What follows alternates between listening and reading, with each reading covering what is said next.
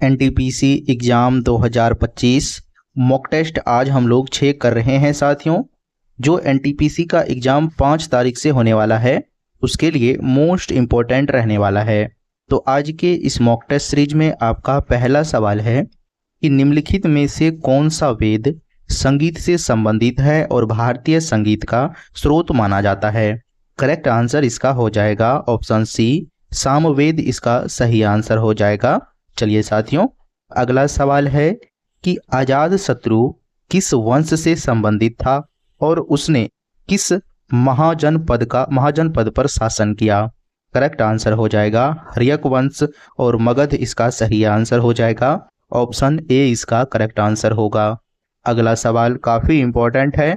कनिष्क के शासन काल में आयोजित चौथी बौद्ध संगीति का स्थान कहाँ था। सही आंसर इसका हो जाएगा ऑप्शन डी इसका सही आंसर हो जाएगा कुंडलग्राम, कश्मीर सही आंसर हो जाएगा। ऑप्शन डी सही आंसर। साथियों, इसका पीडीएफ आपको जो है टेलीग्राम चैनल पर मिल जाएगा। चलिए अगला सवाल है कि गुप्त काल के दौरान ग्राम सभा के लिए प्रयुक्त शब्द क्या था जो ग्रामीण प्रशासन में महत्वपूर्ण भूमिका निभाता था। करेक्ट आंसर 4 नंबर का जो है उर इसका सही आंसर हो जाएगा। ऑप्शन बी इसका करेक्ट आंसर हो जाएगा। चलिए अगला सवाल है कि चालुक्य शासक पुलकेत सिंह द्वितीय की हर्षवर्धन पर विजय का उल्लेख किस अभिलेख में मिलता है। करेक्ट आंसर हो जाएगा इसका कि एलोह अभिलेख इसका जो है सही आंसर हो जाएगा। ऑप्शन बी इसका करेक्ट आंसर हो जाएगा। साथियों, ये सभी प्रश्न काफ़ी इंपॉर्टेंट है, हमने काफ़ी रिसर्च करने के बाद आपके लिए लेके आए हैं साथियों, तो आप इन सभी प्रश्न को जरूर याद कर लीजिएगा। चोल साम्राज्य में वेल्लानुवई शब्द किससे संबंधित था। करेक्ट आंसर हो जाएगा 6 नंबर का इसका, तो सी नंबर करेक्ट आंसर हो जाएगा। गैर ब्राह्मण किसान की भूमि इसका सही आंसर हो जाएगा। Option C. अगला सवाल है कि बाबर ने अपनी आत्मकथा बाबरनामा में किस भारतीय शासक का उल्लेख किया है जिसे वह शक्तिशाली मानता था। सही आंसर हो जाएगा इसका कृष्णदेव राय इसका जो है सही आंसर हो जाएगा। ऑप्शन बी इसका करेक्ट आंसर हो जाएगा। अगला सवाल है कि शिवाजी महाराज के प्रशासन में अष्टप्रधान में सुमंत क्या कार्य करता था, यानी सुमंत का कार्य क्या था ये आपको बताना है। तो करेक्ट आंसर जो है विदेश मंत्री इसका सही आंसर हो जाएगा। ऑप्शन बी इसका करेक्ट आंसर होगा। अगला सवाल है कि अस्थाई बंदोबस्त के तहत भू राजस्व का कितना प्रतिशत जमींदारों को दिया जाता था और कितना राज्य को। सही आंसर हो जाएगा इसका कि 1/11 जमींदारों को और 10/11 राज्यों को दिया जाता था। तो ऑप्शन ए इसका जो है सही आंसर होगा। अगला सवाल है कि रैयतबारी बंदोबस्त पहली बार कहाँ लागू किया गया था। साथियों, करेक्ट आंसर जो हो जाएगा इसका कि मद्रास और बम्बई प्रेसिडेंसी इसका जो है सही आंसर हो जाएगा। ऑप्शन बी इसका करेक्ट आंसर हो जाएगा। अगला सवाल है कि वहाबी आंदोलन का मुख्य केंद्र भारत में कहाँ था। सही आंसर होगा पटना इसका जो है करेक्ट आंसर हो जाएगा।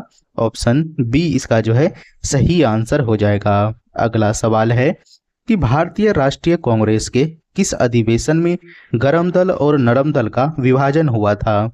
साथियों, करेक्ट आंसर क्या हो जाएगा इसका सूरत अधिवेशन 1907 इसका करेक्ट आंसर हो जाएगा। ऑप्शन ए इसका जो है सही आंसर होगा। अगला सवाल है कि गदर पार्टी की स्थापना किस देश में हुई थी। तो गदर पार्टी की स्थापना जो है संयुक्त राज्य अमेरिका सही आंसर होगा। ऑप्शन सी इसका करेक्ट आंसर हो जाएगा। अगला सवाल है कि साइमन कमीशन का बहिष्कार क्यों किया गया था। करेक्ट आंसर हो जाएगा इसका कि इसमें कोई भारतीय सदस्य नहीं था इसलिए किया गया था। ऑप्शन ए इसका सही आंसर हो जाएगा।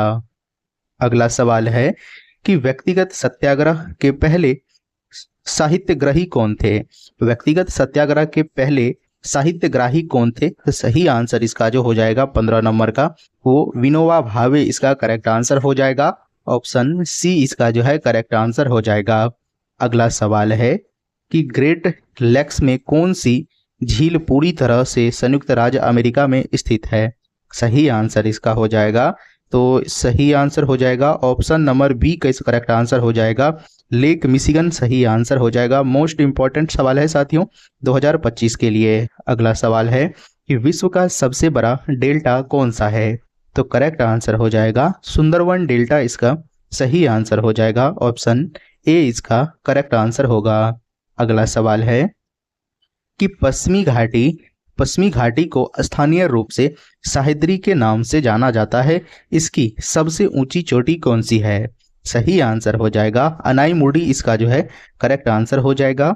ऑप्शन ए इसका सही आंसर हो जाएगा। अगला सवाल है कि भारत का सबसे बड़ा लेगून कौन सा है? तो भारत का सबसे बड़ा लेगून जो है चिल्का झील इसका करेक्ट आंसर हो जाएगा। ऑप्शन बी करेक्ट आंसर होगा। अगला सवाल है 20 नंबर के सवाल में कहा जा रहा है कि अल नीनो प्रभाव का संबंध किससे है? करेक्ट आंसर जो 20 नंबर का हो जाएगा ऑप्शन बी हो जाएगा इसका प्रशांत महासागर में सहित जल का असामान्य रूप में मार्ग होना करेक्ट आंसर, गर्म होना करेक्ट आंसर हो जाएगा।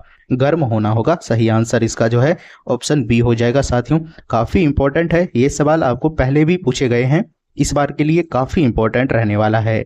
भारतीय संविधान के 9A का संबंध किससे है? करेक्ट आंसर 21 नंबर का हो जाएगा नगर पालिका इसका जो है सही आंसर हो जाएगा। साथियों नगर पालिका करेक्ट आंसर होगा। ऑप्शन बी इसका सही आंसर हो जाएगा। अगला सवाल है कि भारतीय संविधान के किस अनुच्छेद के तहत राष्ट्रपति सर्वोच्च न्यायालय से सलाह ले सकती है? सही आंसर हो जाएगा इसका साथियों तो अनुच्छेद 143 इसका जो है करेक्ट आंसर हो जाएगा। ऑप्शन सी सही आंसर होगा। अगला सवाल है कि संसद के सदस्यों की योग्यता से संबंधित विवाद पर अंतिम निर्णय कौन लेता है? सही आंसर जो हो जाएगा इसका तो ऑप्शन सी करेक्ट आंसर हो जाएगा। चुनाव आयोग की सलाह पर राष्ट्रपति लेता है साथियों तो ऑप्शन सी करेक्ट आंसर होगा। अगला सवाल है कि नीति आयोग किस प्रकार का निकाय है? नीति आयोग जो है साथियों आपको ध्यान रखना है कि गैर संवैधानिक निकाय है, इसका जो है करेक्ट आंसर ऑप्शन सी सही आंसर हो जाएगा। ऑप्शन सी कि अनुच्छेद 352 के तहत राष्ट्रपति आपातकाल घोषित करने का क्या आधार है, यानी उसका आधार क्या है जो आपातकाल घोषित किया जाता है? तो करेक्ट आंसर हो जाएगा इसका बी नंबर हो जाएगा युद्ध या बाहरी आक्रमण या सशस्त्र विद्रोह इसका जो है करेक्ट आंसर हो जाएगा। ऑप्शन बी करेक्ट आंसर हो जाएगा। अगला सवाल है कि फिलिप्स वक्र किससे संबंधित है? देखिए मोस्ट इंपॉर्टेंट ये प्रश्न है साथियों कि फिलिप्स वर्ग जो है किसके बीच संबंध दर्शाता है? ये काफी इंपॉर्टेंट प्रश्न रहने वाला है। तो करेक्ट आंसर जो हो जाएगा मुद्रास्फीति और बेरोजगारी इसका सही आंसर हो जाएगा। ऑप्शन ए इसका जो है करेक्ट आंसर हो जाएगा। आप इन्हें जरूर ध्यान रख लीजिएगा साथियों।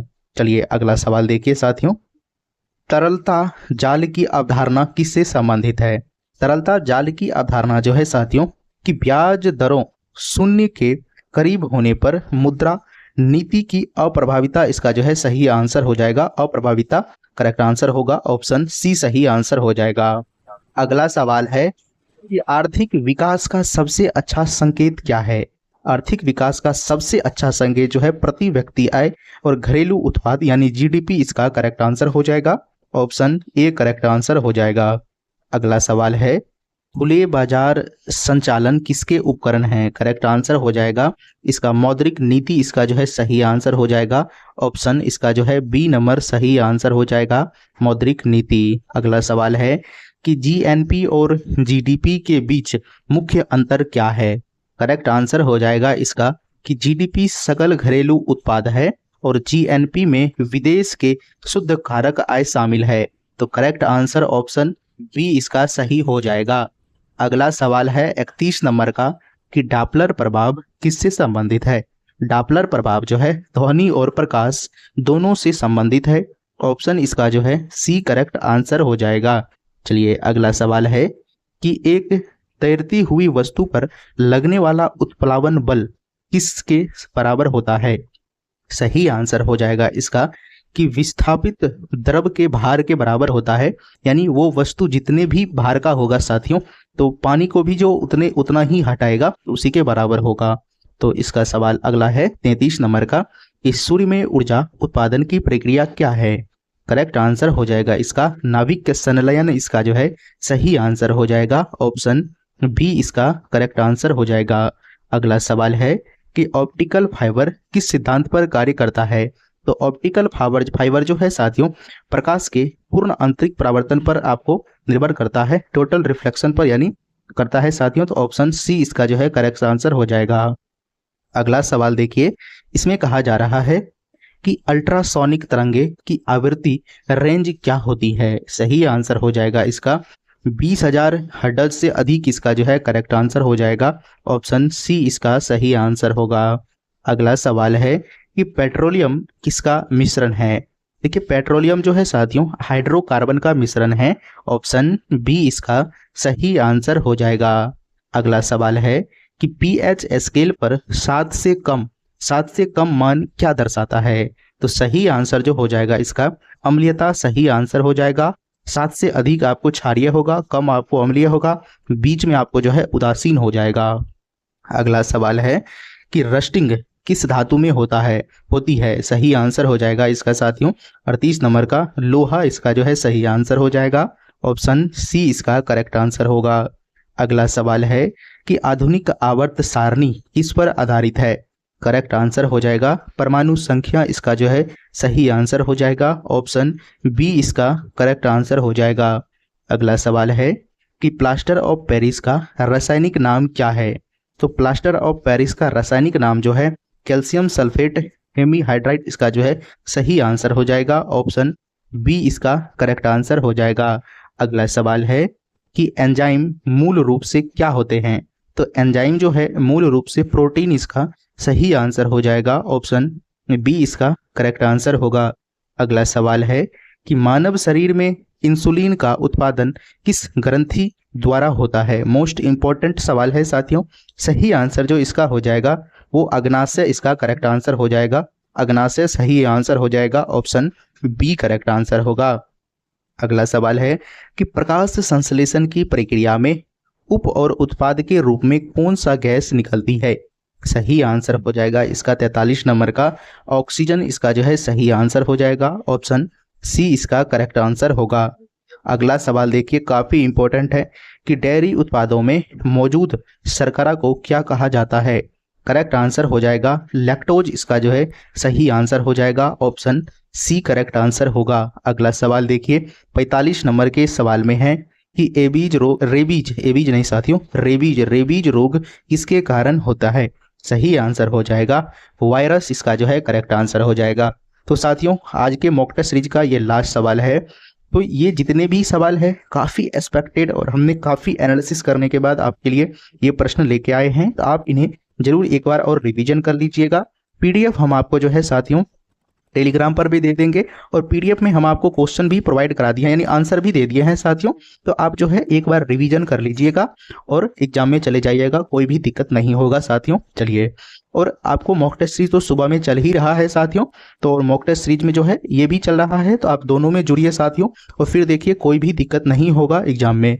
तो मिलते हैं साथियों आपसे अगले वीडियो में। जय हिंद साथियों।